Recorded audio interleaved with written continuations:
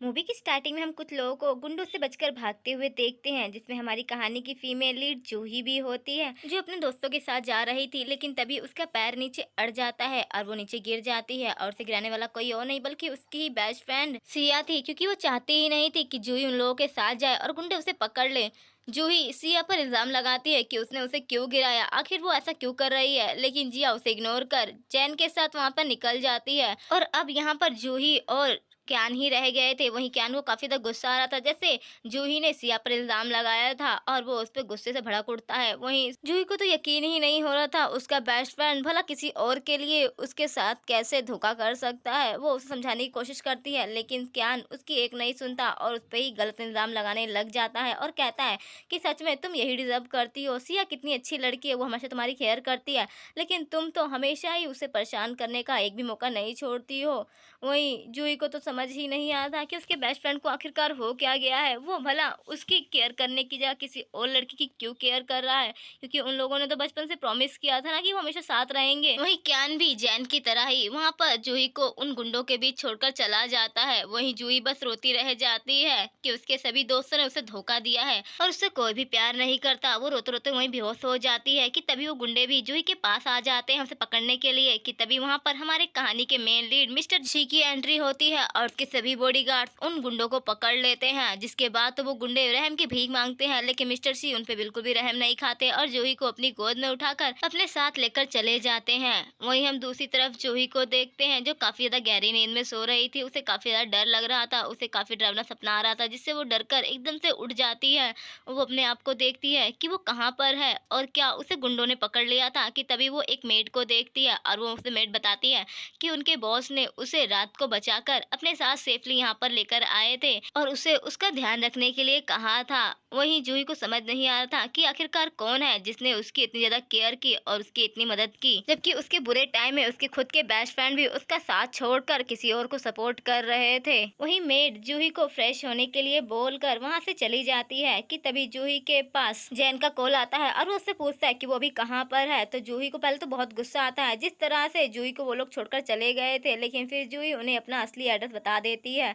वहीं दूसरी तरफ मैड भी बता देती है मिस्टर शी को कि मैडम होश में आ चुकी है और अब बिल्कुल ठीक है। वहीं दूसरी तरफ जैन, क्यान और सिया तीनों ही जूही के पास आ जाते हैं और सिया हमेशा की तरह फिर से ड्रामा करने लग जाती है कि सच में मैंने जानबूझकर नहीं किया था और ना ही हमारा मकसद तुम्हें वहां पर छोड़ने का था। वहीं सिया बार बार बेचारी बनने का नाटक कर रही थी। वहीं जूही को सब पता था कि ये कितनी चालाक लोमड़ी है, क्योंकि वो अब सब कुछ समझ चुकी थी कि सिया जैसी दिखती है वैसी है नहीं। वहीं उसके दोनों ही बेस्ट फ्रेंड जैन और क्यान तो जूही पर ही भड़क रहे थे और वो जूही को सिया से माफी मांगने के लिए फोर्स करने लग जाते हैं। वहीं जूही उसे बताती है कि उसकी कोई भी गलती नहीं है और ना ही पहले कोई गलती थी जब वो स्विमिंग पूल में डूब रहे थे और उसे धक्का देने वाली कोई और नहीं बल्कि सिया ही थी। लेकिन वो लोग अभी भी यकीन नहीं कर रहे थे, क्योंकि स्विमिंग पूल में जूही के साथ साथ सिया भी डूब रही थी और उस समय सिया की तबीयत ज्यादा खराब थी और सिया ने इल्जाम भी लगाया था कि उसे धक्का देने वाली कोई और नहीं बल्कि जूही है। वहीं जूही उसे बताती है कि उस बार भी मैं गलत नहीं बल्कि सिया ही गलत थी। सिया उसकी ये सारी बात सुनकर थोड़ा घबरा जाती, कहीं उसकी पोल पट्टी ना खुल जाए और वो फिर से बेचारी बनने का ड्रामा शुरू कर देती है। वहीं जूही को तो साफ दिखाई दे रहा था, लेकिन क्यान और जैन के सर पर तो मानो जैसे पत्थर ही पड़ चुके थे।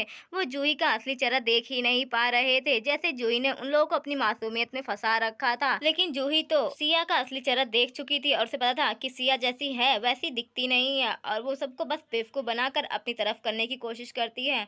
वहीं स्विमिंग पूल वाले टाइम भी उसने सबका अटेंशन खुद ग्रैब कर लिया था और उसकी जान लेने की कोशिश की थी, लेकिन लोगों को ऐसा दिखाया था कि जैसे वो खुद ही खतरे में है और जूही ने उसकी जान लेने की कोशिश की, जिसकी वजह से उसके सारे दोस्त बस जूही पर ही भड़क रहे थे और अब कोई भी जूही पर यकीन करने को तैयार नहीं था। वो बार बार उन लोगों को समझाने की कोशिश कर रही थी कि सिया गलत है और सिया की ही सारी गलती है, उसने सब कुछ जानबूझकर किया, वो तुम लोगों को बेवकूफ बना रही है। लेकिन सिया तो मासूम होने का बहुत अच्छा नाटक कर रही थी, जिससे जैन तो अब जूही पर ही भड़क जाता है और कहता है कि सच में तुम बहुत बुरी हो। ये बोलकर वो उसे बेड से ही नीचे गिरा देता है, जिससे जूही को काफी ज्यादा चोट लग जाती है। और वहीं सिया बार बार बेचारी बनते हुए कहती है कि जूही तुम मेरे साथ ऐसा क्यों कर रही हो, मैंने तुम्हारे साथ ऐसा कुछ भी बुरा नहीं किया, तो तुम मेरे साथ ऐसा क्यों कर रही हो? क्या तुम मुझे इसलिए पसंद नहीं करती हो क्योंकि क्यान और जैन मुझे पसंद करते हैं, इसीलिए तुम मुझे नीचे दिखाने की कोशिश कर रही हो ताकि वो मुझसे नफरत नफरत कर सके। वहीं जूही को तो अब काफी ज्यादा गुस्सा आने लग जाता है। जैसे सिया ड्रामा कर रही थी, अब उसे किसी से थप्पड़ मारने ही वाली थी कि तभी जैन उसका हाथ पकड़ लेता है और उसे खींचकर थप्पड़ लगा देता है।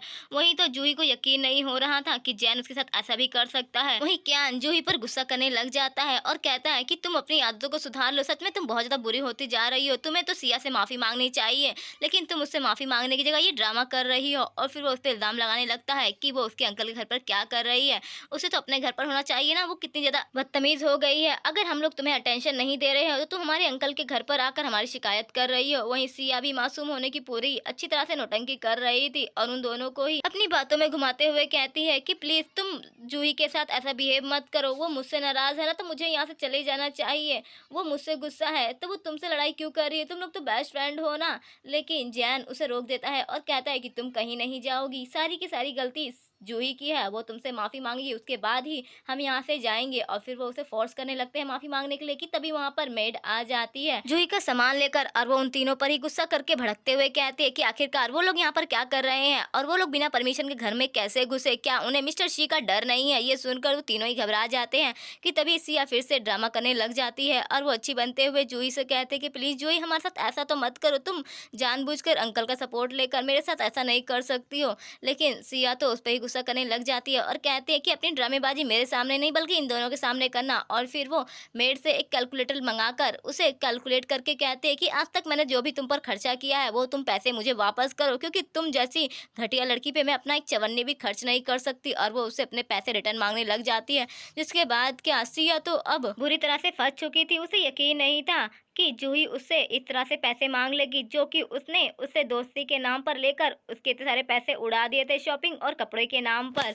और अब उसे समझ नहीं आ रहा था कि वो क्या करे। वो जैन और क्यान की तरफ देखती है ताकि वो उसकी हेल्प कर सके। वहीं क्यान को तो काफी ज्यादा जूही पर गुस्सा आने लग जाता है और वो उससे कहता है कि सच में तुम कितनी ज्यादा बुरी हो, तुम अपनी ही दोस्त से पैसे कैसे मांग सकती हो। वहीं सिया तो अच्छी बनने का नाटक करते हुए जूही के पैर पकड़ लेती है और जूही से कहती है कि तुम मुझसे नाराज हो तो इस तरह से अपनी नाराजगी मत निकालो। तो जूही भी उसे एक किक कर देती है और कहती है कि मेरे सामने ड्रामा मत कर, मुझे मेरे पैसे वापस चाहिए, तुम्हारा ये फालतू का ड्रामा नहीं, और साथ ही अब तुम मेरे घर पे भी नहीं रहोगी जैसे तुमने मेरे घर पे डेरा डाल के रखा हुआ है। जिसके बाद क्या सिया को तो काफी ज्यादा गुस्सा आता है, लेकिन फिर भी वो काफी ज्यादा अच्छी बनने का नाटक कर रही थी। वहीं क्यान और जैन अब जूही पर ही गुस्सा कर रहे थे और कहते हैं कि सच में तुम बहुत ज्यादा बुरी और बहुत ज्यादा हार्टलेस हो, तुम सिया के साथ इतना बुरा कर रही हो जबकि वो तो कितनी सॉफ्ट हार्टेड है। लेकिन जूही को तो अब उन दोनों से घंटा फर्क नहीं पड़ रहा था। और वहीं क्यान बड़े ही एटीट्यूड के साथ उसे चेक देते हुए कहता है कि तुम्हारे जो भी पैसे थे ये मैं तुम्हें वापस रिटर्न कर रहा हूँ, तो बाद में हमारे पास रोती रोती हुई मत आना, वैसे भी तुम जैसी अगली लड़की के साथ हम कोई दोस्ती नहीं रखना चाहते हैं। तो वहीं जूही भी कहती है कि तुम जैसे दोस्त रहने से अच्छा है कि मैं अकेले ही रह लूं। ये बोलकर वो भी वहाँ से उन तीनों को ही गुड बाय कर देती है। वही वो तीनों ही अब जूही से लड़ाई करने के बाद वो तीनों ही घर के बाहर आ गए थे, जहाँ पर सिया अच्छी बनने का नाटक कर रही थी और क्यान और जैन उसे सपोर्ट करते हुए कहते हैं कि तुम चिंता मत करो, तुम्हें भले ही जूही ने अपने घर से निकाल दिया हो